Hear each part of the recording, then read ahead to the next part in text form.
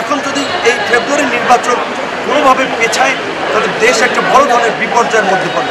না, জুলাই সনদ এই ৮৪টি প্রস্তাবের বিষয়ে জাতীয় ঐক্যমত্য কমিশন সমস্ত রাজনৈতিক দলগুলোর উপস্থিতিতে আলাপ আলোচনা করে চূড়ান্ত হয়েছে। এখন ধরেন বেশ কয়েকটি প্রস্তাবে বিশেষ করে আপনার কোনো দল নোট অফ ডিসেন্ট দিয়েছে।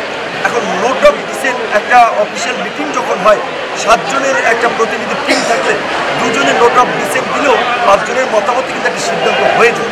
কাজে এই জুলাই সনদকে কেন্দ্র করে যে দু একটি বিষয়ে যাদের নোট অফ ডিসেন্ট রয়েছে সেটি সরকার বিবেচনা করে নাই। সরকার জানিয়েছে যে বৃহত্তর স্বার্থে ৮৪টি প্রস্তাবকে যারা বাস্তবায়ন করতে চায় আমার মনে হয় এর মধ্যে দিয়ে জটিলতা কেটে গেছে। এখন রাজনৈতিক দলগুলো বিশেষ করে কিছু বিষয় নিয়ে যে মতভেদটা আছে সেটি আশা করি দ্রুতই কেটে যাবে। আসলে আমরা যেই মুহূর্তে দাঁড়িয়ে আছি এই মুহূর্তে বা এই সময়ের মধ্যে দুটো নির্বাচন করার বাস্তবতা নেই।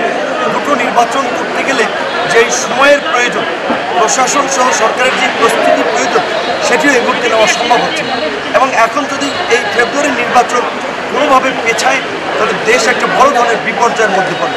কাজেই আমরা যে কোনো মূল্যে আমরা চাই ফেব্রুয়ারির প্রথম সপ্তাহেই জাতীয় নির্বাচন হোক এবং তারই অংশ হিসেবে সরকার এবং নির্বাচন কমিশন যেটা আগে থেকে বলেছে ডিসেম্বরে তফসিল, আমরাও চাই ডিসেম্বরে তফসিল হোক।